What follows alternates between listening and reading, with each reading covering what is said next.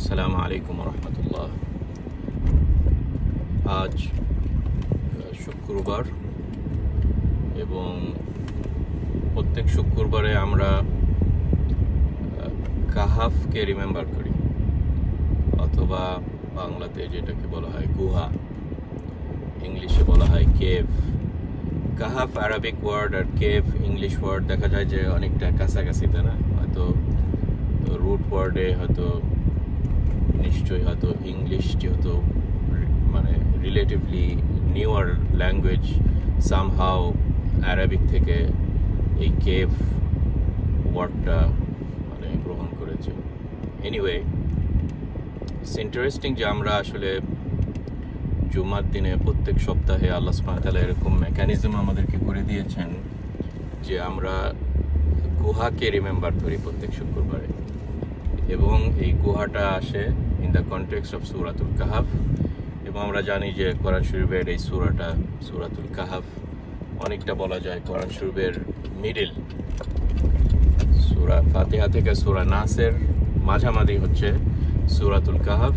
এবং যদি আপনারা ওয়ার্ড কাউন্ট করেন, বিসমিল্লাহির রহমানির রহিম, আলহামদুলিল্লাহি রাব্বিল আলামিন করে মিনাল জিন্নাতি ওয়ান নাস পর্যন্ত সব ওয়ার্ডগুলো যদি কাউন্ট করে একবারে মিডল ওয়ার্ডটা নেওয়া হয়, তাহলে এটা হচ্ছে ওয়ালিয়াতালাত্তাফ ওয়ালা ইউশিরান্না বিকুম আহাদা। এই ওয়ালিয়াতালাত্তাফ ওয়ার্ডটা সূরাতুল কাহফে পাওয়া যায়, যেখানে লতিফের সাথে আছে, যেখানে গোপন সাথে আছে, যেখানে সিক্রেট ওয়ার্ডটার সাথে এটারও একটা সম্পর্ক আছে।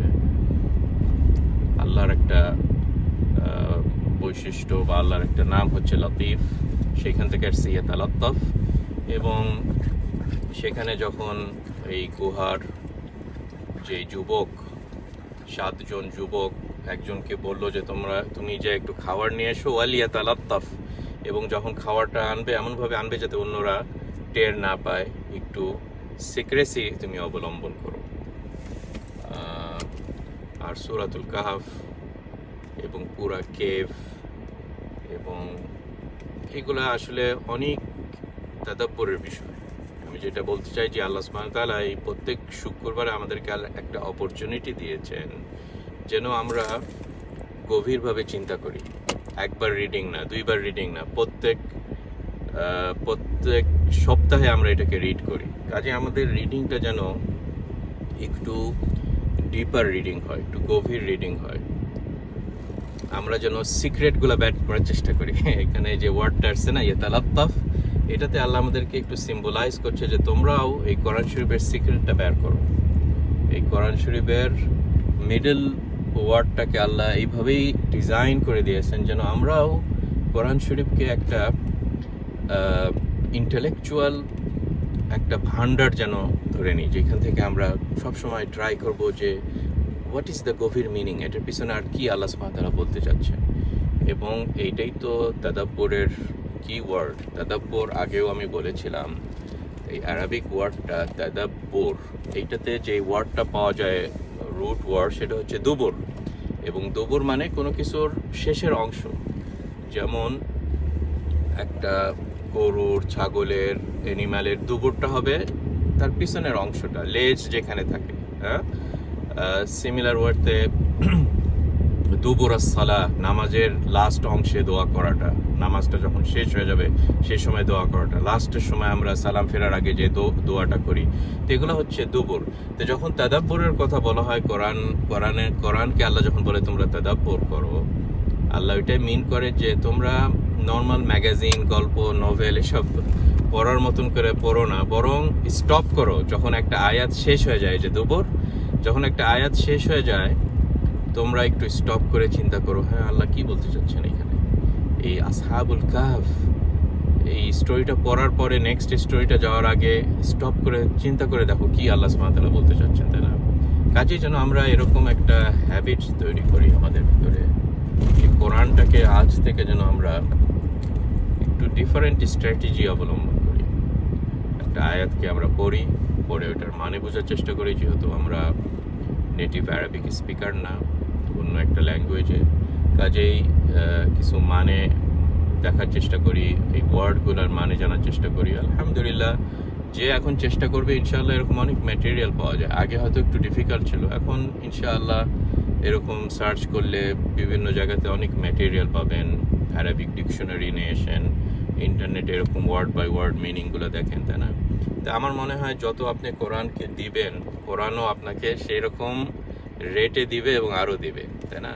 আল্লাহ সুবহানাহু ওয়া তাআলা বলছেন, ওয়াল্লাযীনা জাহাদু ফীনা লানাহদিয়ান্নাহুম সুবুলানা, যে একটু চেষ্টা রাখে, জাহাদু ফীনা, আমার ওয়েটাতে একটু চেষ্টা রাখে, মানে আমার কথাগুলা বোঝাতে একটু চেষ্টা রাখে, আমার এই কোরআনটাকে আন্ডারস্ট্যান্ড করার একটু চেষ্টা রাখে, আমার এই কোরআনটাকে ইমপ্লিমেন্ট করার জন্য একটু চেষ্টা রাখে। সব ক্ষেত্রে আমরা বলতে পারি এইটা জাহাদু ফীনাকে আমরা এইভাবে এক্সপ্লেন করতে পারি।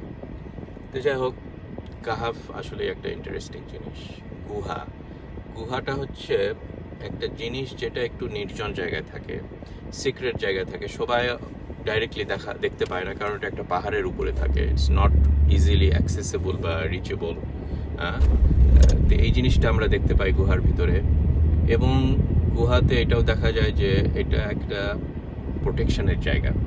গুহা মানে হচ্ছে একটা বাইরের যেগুলা ডেঞ্জার আছে, বাতাস, ঝড়, শত্রু, এই ওই সব কিছু থেকে একটা জায়গাতে এটাকে একটা জিনিসকে প্রিজার্ভ করে রাখার জায়গা হচ্ছে গুহা। আলী বাবা 40 চলেও আমরা গুহাতে যে সে লুকায় রেখেছিল আলী বাবা। এনিওয়ে, তো গুহা জিনিসটা ভিতরে আমরা এই জিনিসটা অবজার্ভ করি, এবং যখন বাহিরে অনেক প্রবলেম, যখন বাহিরে অনেক ট্রায়ালস, ঝড়, নট ফিজিক্যাল ঝড়, রিলিজিয়াস ঝড়, পলিটিক্যাল ঝড়, ইকোনমিক ঝড়, যেখানে আমাদেরকে থ্রেটনিং করে, আমাদের এই হিউম্যান এক্সিস্টেন্সটা থ্রেটনিং করে, আমাদের রিলিজন যেটা আমাদের সবচেয়ে ভ্যালুয়েবল জিনিস, এটাকে অন্যরা নষ্ট করে দিতে চায়, এই সব টাইপের ঝড়, বৃষ্টি, রোদ, বাতাস, এগুলাকে যে জিনিসটা প্রোটেকশন করে সেটা হচ্ছে এই গুহা আল কাহাফ। ওই জন্য কি সুন্দরভাবে আল্লাহ সুবহানাহু ওয়া তাআলা বাই ডিজাইন আমাদেরকে প্রত্যেক শুক্রবারে এই কাহাফটা পড়তে বলেছেন, তাই না? এই কাহাফ, গুহা, প্রোটেকশনের জায়গা, আমাদেরকে প্রিজার্ভ করবে, আমাদেরকে নিয়ে যে একটা জায়গাতে রেখে দিবে যেখানে অন্যরা এসে আর টাচ করতে পারবে না, তাই না? এবং দেখেন আমাদের ইসলামিক হিস্ট্রি, ম্যানকাইন্ড হিস্ট্রি, বনি ইসরায়েলের হিস্ট্রি, সব হিস্ট্রি, আখের জামানায় মাহদি আলাইহিস সালাম, ঈসা আলাইহিস সালামের হিস্ট্রি না, এটা ফিউচার হিস্ট্রি লেট আস সে, এগুলো সবখানে কিন্তু এই গুহা জিনিসটা in a form or other recur করে।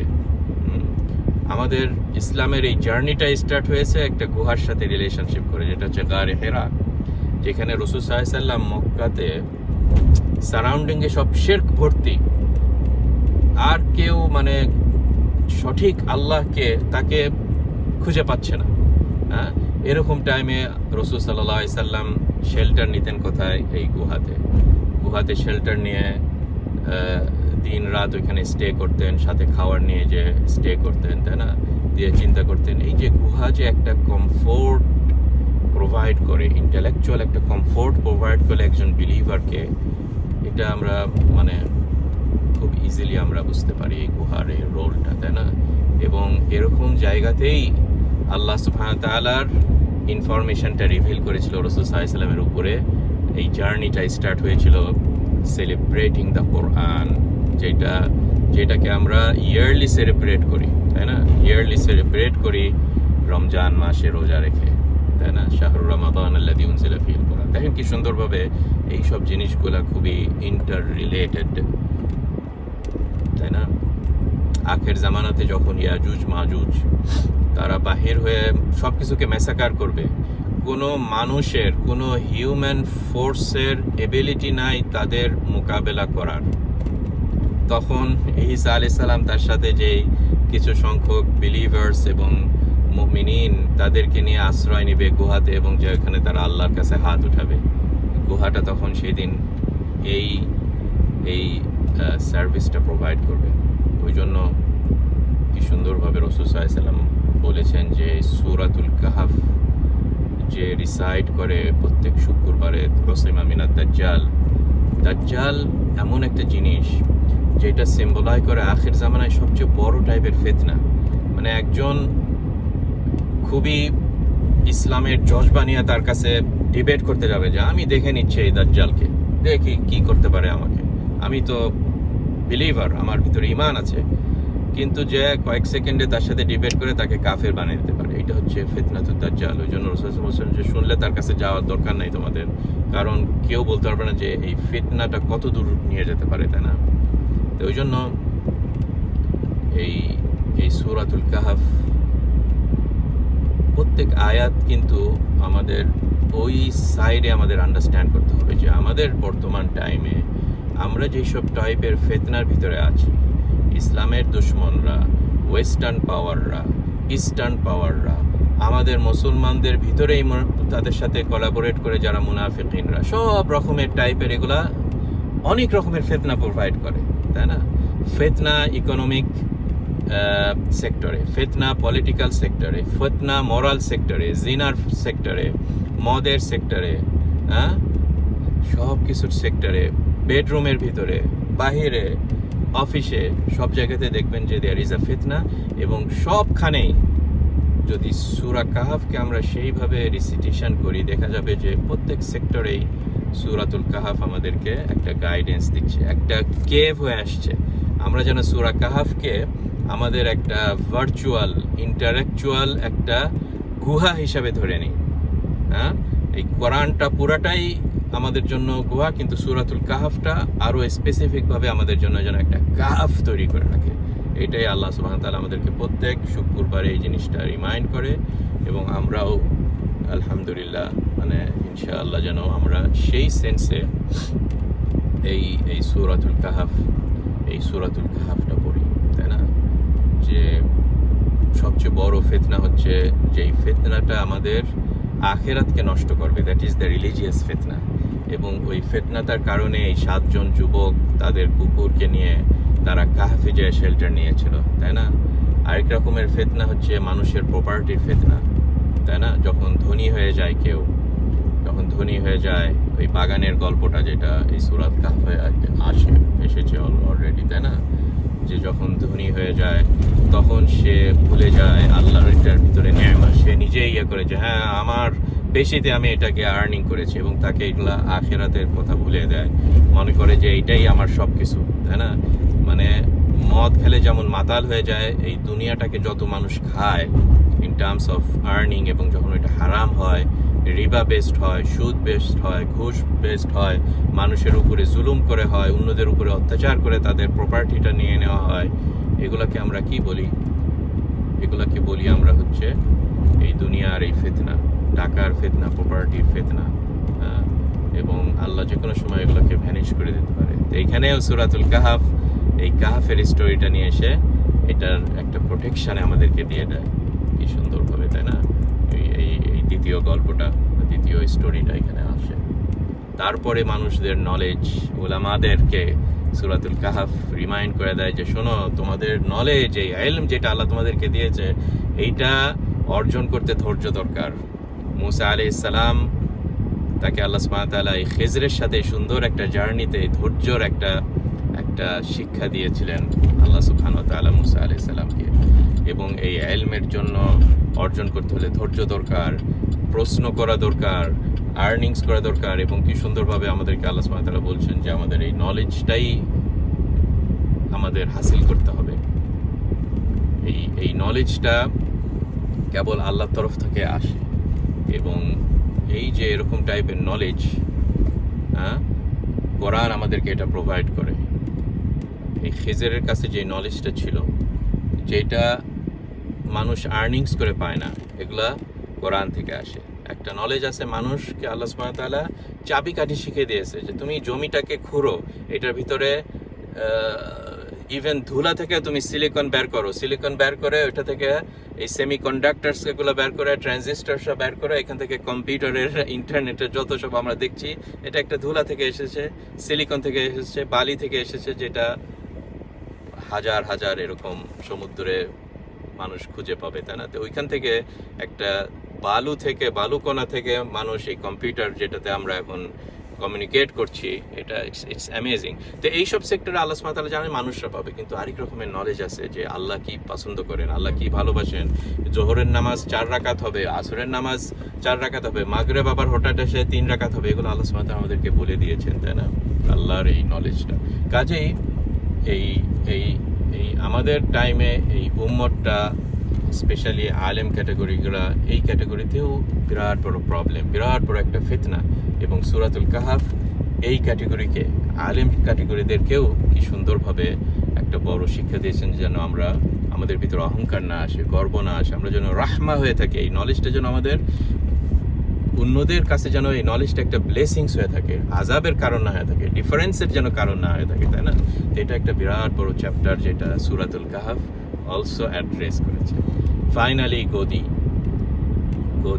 পলিটিশিয়ানস, রাজা, বাদশাহ, প্রেসিডেন্টস, মন্ত্রিসভা, পজিশনের দিকে দৌড়ানা। এইখানেও জুলকারনাইনের স্টোরিটা কি সুন্দরভাবে, যে তার পাওয়ার এবং পজিশন এবং ইনফ্লুয়েন্স মানুষের খেদমাতে সে কাজে লেগেছে, জুলুমটাকে প্রতিরোধ করার কাজে লেগেছে। একটা কমিউনিটি, তাদের নাম হচ্ছে ইয়াজুজ ও মাজুজ, তাই না? তারা হচ্ছে অত্যাচার করছিল, সে তার পাওয়ারটাকে ইউজ করেছে অত্যাচারটাকে দমন করার জন্য। আর এখন কত রাজা বাদশারা আছে যারা তাদের এই পাওয়ারটাকে ইউজ করছে আরো বেশি অত্যাচার করার জন্য, তাদের উপরে যে আমানাতটা আল্লাহ সুবহানাহু ওয়া তাআলা দিয়েছেন। কাজেই এই পজিশনটাও একটা বড় ফিতনা, এই পাওয়ারটা হাতে পাওয়াটা এটা একটা বড় ফিতনা। এবং এই সূরাটা এই ক্যাটাগরিকেও কভার করেছে। দেখেন কি সুন্দরভাবে এই 4টা এক্সাম্পলের থ্রুতে আল্লাহ সুবহানাহু ওয়া তাআলা কোনো কিছুই বাদ দেননি। এটা যদি আসলে আমরা ধরে থাকি, দেখবো যে সব সোসাইটিতে মোর অর লেস ঘুরে ফিরে এরকম টাইপেরই প্রবলেম, এরকম টাইপেরই ফিতনা দেখা যায়। এবং সূরাতুল কাহাফ কোনো কিছুকে বাদ দেননি। এবং আল্লাহ সুবহানাহু ওয়া তাআলা এই সূরাটাই স্টার্ট করেছে রাকিম ওয়ার্ডটা করে, ইন্না আসহাবাল কাহফি ওয়ার রাকিম কানু মিন আয়াতিনা আজাবা। এবং আল্লাহ ওয়ার্ডটা বলছে আজাবার কথা বলছে, আশ্চর্যজনক সিক্রেট জিনিস ভর্তি আছে এই সূরার ভিতরে। হ্যাঁ, 300 সিনিন ওয়াজদাদু 9 ভিতরে কি সুন্দরভাবে আল্লাহ একটা সিক্রেট করে দিয়েছেন, যে তারা স্টে করেছিল কাহফের ভিতরে 300 বছর এবং আরো 9 বছর অ্যাড করেছিল। আল্লাহ সুন্দরভাবে 309 বলতে পারতেন, কিন্তু বললেন না, 300 বছর এবং আরো 9 বছর অ্যাড করেছিলেন, যাতে আল্লাহ সুবহানাহু ওয়া তাআলা একটা ছোট্ট একটা হিন্ট দেয় যে দেখো সূর্যেরও কিন্তু একটা বছর আছে, আবার চন্দ্রের সাথে তুলনা করলে আরেকটা বছর আছে, এবং দুইটার ভিতরে 11 দিন ডিফারেন্স হয় প্রত্যেক মাসে, এবং প্রত্যেক বছরে, এবং 300টা বছর যদি করো তাহলে এখানে 9 দিন ডিফারেন্স হবে, হোয়াট এভার 9 বছর ডিফারেন্স হবে। তো এটাতে একটা আল্লাহ সুবহানাহু ওয়া তাআলা একটা কি সুন্দর একটা হিন্টস দিলেন। হ্যাঁ, এবং এই রাকিম মানে হচ্ছে যেগুলা রাকাম করা হয়, যেগুলা লিখিত করা হয়। হ্যাঁ, এবং এই সূরাটা এন্ড হয়েছে যে আল্লাহর কথাটা যদি তোমরা সব মহাসাগরগুলা যদি কালি হয়ে যেত, এবং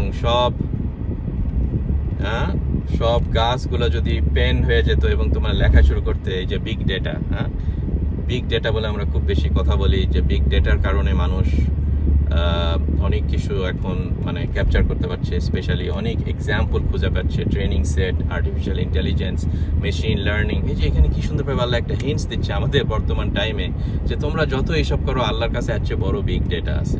এগুলো সব কিছু লেখলে আল্লাহর নলেজের কিছুই না। যেমন ওই খেজরটা এই কথাই বলেছিল মুসা আলাইহিস সালামকে, যে আল্লাহর নলেজ ইজ খুবই ব্যাপক। তো এই সূরাটা হচ্ছে অ্যামেজিং সূরা, সবাইদের কাছে একটা কেমন করে থ্রো করছে হিন্টস, ফিউচারিস্টিক সূরা, if there is a proper word like that, যে ফিউচার নলেজ, ফিউচার সায়েন্স সম্বন্ধে কেউ যদি জানতে চায় এই সূরাটাই প্রোভাইড করবে। আই ডিডন্ট রিয়ালাইজ যে আমি পুরা 20 মিনিট কথা বলে ফেললাম। এই সূরাটা আসলে শেষ হবে না। কাজে আই ইনভাইট ইউ যে ইনশাআল্লাহ আমরা এরকম হ্যাবিট করি, প্রত্যেক শুক্রবারে 2-1টা আয়াত নেন এই সূরা, যদি আপনার টাইম অ্যালাউ না হয়, এবং ওটা নিয়ে জাস্ট গভীর থিঙ্কিং করেন এবং রিলেট করার চেষ্টা করেন আমাদের কন্টেম্পোরারি টাইমের সাথে। তাহলেই দেখবেন যে প্রত্যেক ইয়েতেই সূরাটা আমাদেরকে হিদায়াত এবং গাইডেন্স প্রোভাইড করছে। আল্লাহ সুবহানাহু ওয়া তাআলা যেন আমাদেরকে তৌফিক দেন, হিদায়াত দেন, গাইডেন্স দেন। আসসালামু আলাইকুম ওয়া রাহমাতুল্লাহি তাআলা ওয়া বারাকাতুহু।